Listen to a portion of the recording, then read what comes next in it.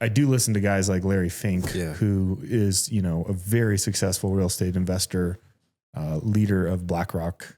And he had some very specific concerns about this topic. And I think when that guy speaks up, we should probably be listening to it.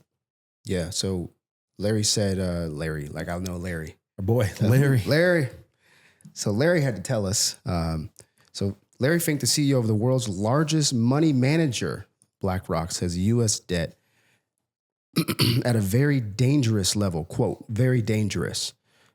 He issued a warning in his annual letter to investors. In America, the situation is more urgent than I can ever remember. Can't assume investors will keep buying U.S. treasuries. Remember those things that are secured by taxation or printing money after issuing $11 trillion of additional debt since the pandemic. These are things that Larry said. Total U.S. debt is now at $33.17 trillion and 123% of total GDP. We just crossed over with this new spending bill, $34 trillion. We're spending $1 trillion every 90 days, so every quarter. So we're gonna gain, if we stay this rate, we'll gain another $4 trillion. So we'll be at 38 trillion by the end of this year. And so we're gonna, by the time October runs, we're gonna have to go back for another spending increase, right? And so the problem is just getting out of hand. The cure, like Peter Schiff would say, is to just cut it off. The cure is not printing more money. Right. And so audit the balance sheet and go see which of these programs really needs to exist and which one don't. Well, a majority of them, more than likely, right? There's some that people obviously, it's such an interesting thing to think about from someone who maybe is outside of the financial world and sector, which isn't an excuse, by the way. I think we have come to use it as a crutch of like why we're not considering these things and trusting the input of others when it's like, nah, you should probably have a pulse on these things. But this system, dude, I think I'm just personally over here like, at what point does the thing blow up? Like, I know you talk about a crash, but like when you think about the way this goes, it's like I don't know, dude. I don't even have the words to frame it, and you can help, but just it's like a constant running to the edge of the cliff and then coming back. And yeah, I mean, fiat currency is the term that people would use. It's right. It's a currency backed by absolutely nothing. Correct. So you have these cycles, and they generally run every 8 to 10 years. We've delayed this one. Like we should have had one circa 2018, right? 2008, 2007 is kind of when the last crash happened. It didn't happen. We rolled into 2020. Rates got even lower. Things got crazier. Yeah. And then they raised rates back up, right? Yeah. And so there is another correction. It is coming. I don't know when. I don't know why. I don't know how. If you're an entrepreneur, you're an investor, you need to be stacking cash. You need to be preparing for winter because it'll happen when you least expect it. Right when you have gotten comfortable, I guess this isn't going to happen. That's exactly when it will happen. So let me ask you this. Are you making a case that entrepreneurs need to be familiar with Bitcoin? I mean, yeah, on one hand, I'm yes. being backhanded, of course. Yeah. They need to be, they also need to think about gold. They need to be thinking about cash reserves and their runway. They need to be thinking about how to scale with less people, more tech, more automation. Just because you've done it one way for a certain amount of time doesn't mean you should keep doing it that way. Yeah.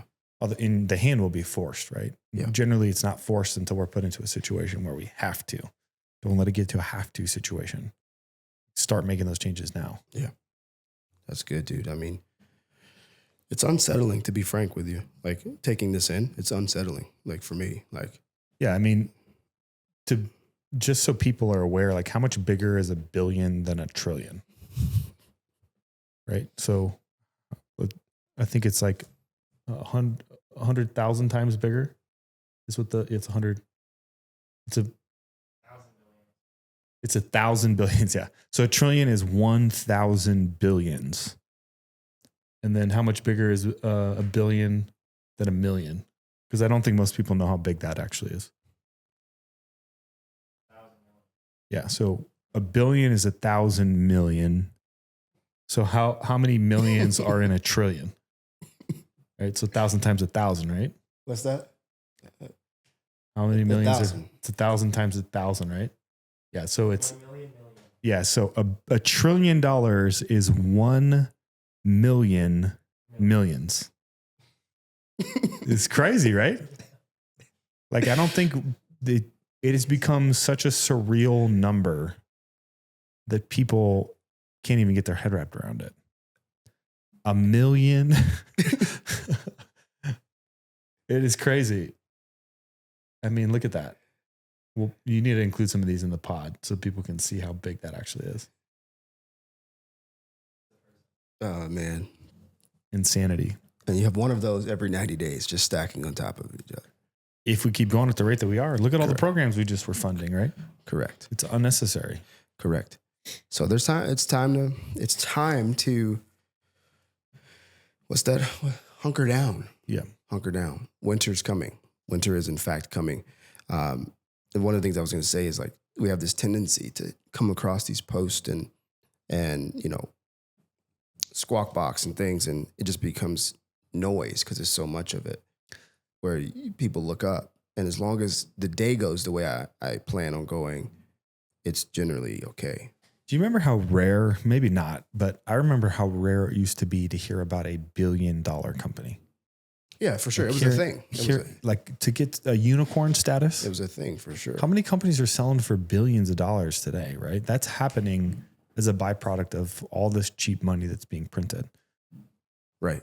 It's the same reason, why minimum wage is going up, cost of living is going up, is because just in general, the new baseline is significantly higher. Well, but the wages haven't increased to support that. Well, and you remember when you were a kid, like, I want to be a millionaire. Yeah. And now you're like, yeah, I probably want to be 100 millionaire. So, I mean, just another indication of this is, let's talk about the city of Denver. Yeah.